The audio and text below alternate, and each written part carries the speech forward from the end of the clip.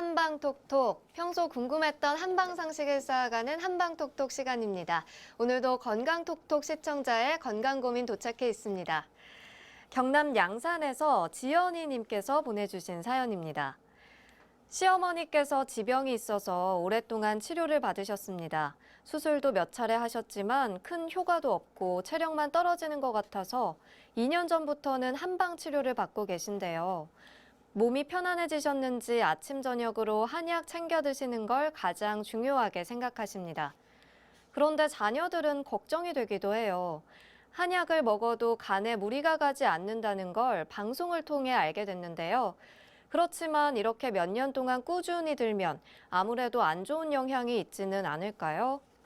네, 한약을 장기 복용하면 간에 무리가 가지 않을까 이런 고민 사연 보내주셨는데요. 이건 저도 정말 궁금합니다.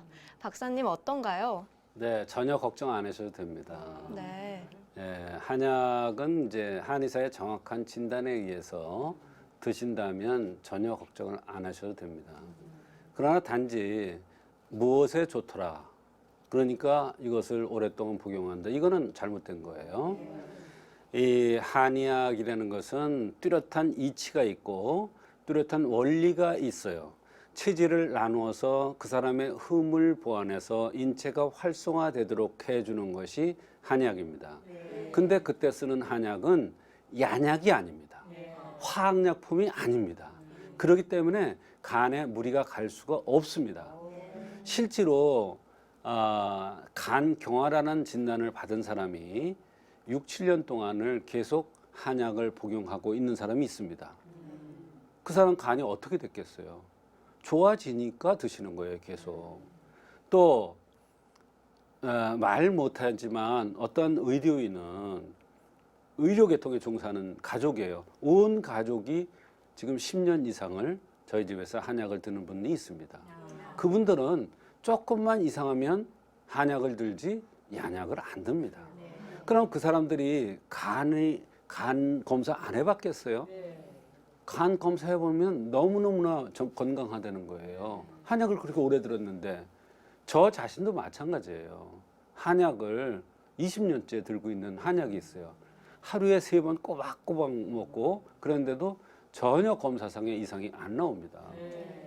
그것은 바로 한약이라는 것은 퇴비이기 때문에요. 자연 생약입니다. 퇴비입니다. 우리가 밥 오래 먹으면 간 나빠집니까? 아닙니다. 밥하고 똑같아요. 밥하고 한약하고 다른 게 없어요. 단지 한약은 그 사람의 체질에 맞게 그 사람의 불편한 것을 없애주기 위한 그러한 성분이 더 들어있는 생약입니다. 식품입니다. 나무 뿌리 풀뿌리입니다.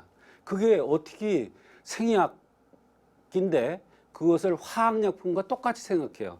같은 약이니까 양약, 한약 그러니까 같은 약이니까 화학약품인 줄 알아요. 그러니까 간이 나빠진다는 얘기를 하는 거예요. 한의사의 정확한 진단에 의해서 그 사람의 필요한 것을 도와주는 그 사람의 필요한 것을 해결해주는 그러한 약을 쓰면 간심비폐심이 다 좋아져서 인체가 조화를 이루고 불편한 게 없어지면서 간과 콩팥이 다 좋아질 수밖에 없는 것입니다. 단지 중요한 것은 반드시 한의사의 정확한 진단에 의해서 한약을 써야 된다는 것입니다. 자신의 체질에 맞는 약이면 큰 문제가 없다는 말씀이신데요.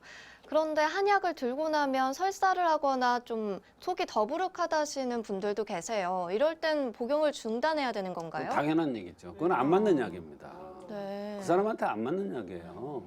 한약을 먹으면 대변이 묽었던 사람이 정상화되고 소화가 안 되고 더부룩하던 사람이 없어져야 되는 건데 거꾸로 그런 현상이 나타난다는 것은 한약이 안 맞는다는 얘기입니다. 잘못된 한약입니다. 그러니까 그럴 때는 반드시 한의사의 정확한 진단에 의해서 쓰면은 그런 일이 없습니다. 한약이 참 쓰잖아요. 네. 그런데 어떤 분들은 한약이 맛있다, 한약이 참 입에 맞다 이렇게 말씀하시는 분들도 계세요. 한약이 내 몸에 맞다, 잘 맞지 않는다, 구분하는 기준이 있을까요? 참 질문을 잘하셨습니다. 어린아이들이 뭐를 알아서 그 쓴 약을 먹겠습니까? 근데 어린아이들이 잘 먹거든요. 어린아이들 보면 입안 구내염 생기고 안에 생식기 이렇게 뻘개지고 이런 애들 소장에 열이 있는 건데 그런 데 쓰는 신미도적산이라는 약은 굉장히 씁니다. 근데도 그 애는 잘 먹어요. 그거는 그 사람 체질에 맞는다는 얘기예요. 그리고 뭐라고 그랬냐? 쓴데도 맛있다고 그래요. 그거는 자기한테 맞는 약이에요. 무슨 약이 이렇게 구수하고 편안하고 맛있습니까?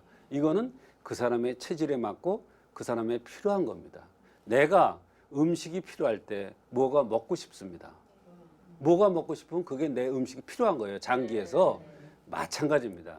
한약도 내 장기에서 필요로 하는 것을 올바로 넣어줬을 때 한약이 쓰게 느껴지지 않고 달고 맛있고 내 맛에 입맛에 맞는 그런 현상이 나타납니다. 그래서 한약이 꼭 쓴 게 아니라 내 맛에 내 입맛에 맞고 내 몸에 필요할 때는 아주 그냥 쪽쪽 받아들일 정도로 약이 맛있습니다. 네, 그렇습니다. 정성을 더해야 약효가 있다고 처방받은 약재를 집에서 달여서 드시는 분들도 계세요. 집에서 달이는 것 괜찮을까요? 네, 집에서 달여 드시는 분들도 있죠. 그러나 가장 중요한 것은 약을 달일 때 약이 이렇게 진한 약이 있고 가벼운 약들이 있어요. 그래서 약을 달일 때 한꺼번에 다 넣고 처음부터 달이는 게 아니라 중간중간에 투여를 합니다. 어떤 거는 2시간을 달여야 되는 게 있고 1시간만 달여야 되는 게 있고 30분만 달여야 되는 게 있어요. 날아가는 성분이 있는 것은 30분만 달여야 돼요. 그걸 처음부터 같이 넣고 달이면 다 날아가 버려요, 성분이. 그렇기 때문에 효과가 안 나요. 그래서 한의원에서 약을 달여주는 이유는 바로 그겁니다. 시간에 맞게 그 약의 효과에 맞게끔 하기 위해서 약재를 넣는 시간이 달라요. 그렇게 정성 들여서 달여주기 때문에 오래된 병일수록 한의원에서 정성스럽게 달인 그런 약을 꾸준히 드시면 편하기도 하고 효과도 좋고 그렇습니다. 네, 잘 알겠습니다. 한방상식을 쌓아가는 한방톡톡. 오늘은 한약 장기 복용에 대한 시청자의 궁금증 함께 풀어봤습니다. 박사님, 고맙습니다.